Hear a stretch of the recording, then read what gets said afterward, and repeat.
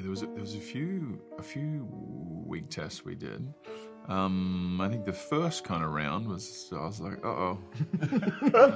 we need some work. We need to shape this up a little bit, guys. It looks a little funny. I was looking a little bit like an 80s rock star. Little white snake. Yeah. A little bit of white stick, yeah. But no, that was honestly was when I did come on board, I wanted to have enough time to play around with that and make sure that we got to a place that felt real and organic and also something that you could fight in. Yeah. You need to be able to actually do this choreography. Yeah.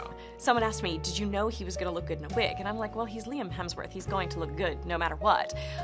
He stepped onto set, and the very first thing that we were shooting with him was the first scene of episode 4.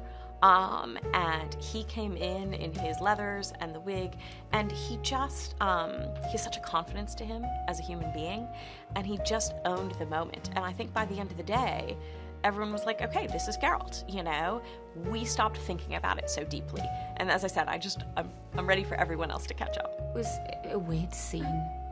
Wasn't it? We were going back to season 1 costumes, so I think we all felt like we were dressing up, to be honest. Yeah, totally. And we had a lot of laughs. Because our first scene with him was a flashback. Well, and for me, my only scene with him that season. So we were going back to season 1. It was all. So I was dressed as like 14-year-old Siri, and yeah, it was just going back to. It just felt like what a scene for Liam to come in and do. Honestly, it felt like we were doing.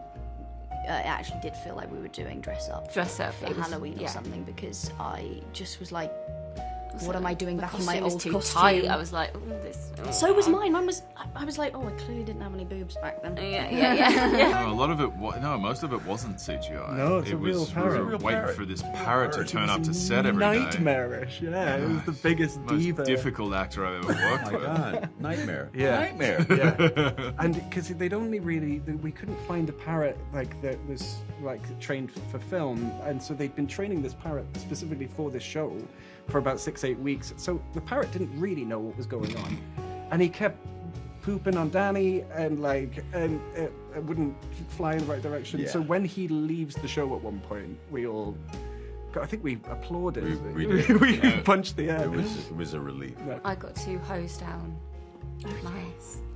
Alex Garcia Lopez, One of the directors.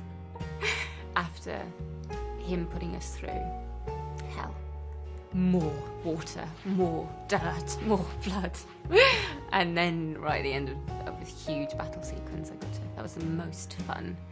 It's the evil fun I got to have. That's amazing. I love that. Did what? Your revenge. Yeah, exactly. God, He actually owed me a revenge hose. Revenge hose. Yeah. I was meant to get one because he had me sat in a swamp for fucking, I don't even know how long. He loves it though.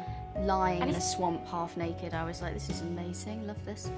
And of course, he stands there ready for it, so right, come on. Yeah, come on then. Yeah, no. Sorry, no. Yeah, and then of course you just sort of go, oh, it's fine. Immerse me in as much as you'd like, and then you're there for like however long. You do. Oh, interesting choice I made there. Yeah, shouldn't have. Be careful what you wish for. I was minding my business and watching The Witcher in 2020 because it was still like a little COVID was still lingering, and I had this gig and I started watching it and I was like, oh wow, this is kind of wild, like, because I know that guy as I worked with the other guy. He's not dead. And he's a good guy. and then it was so like it was so female forward, it was so diverse, like it looked like the world that we live in. Every size and shape and color of human being was in this world, and I was like, oh wow, that's cool. And then 2 years later I got the call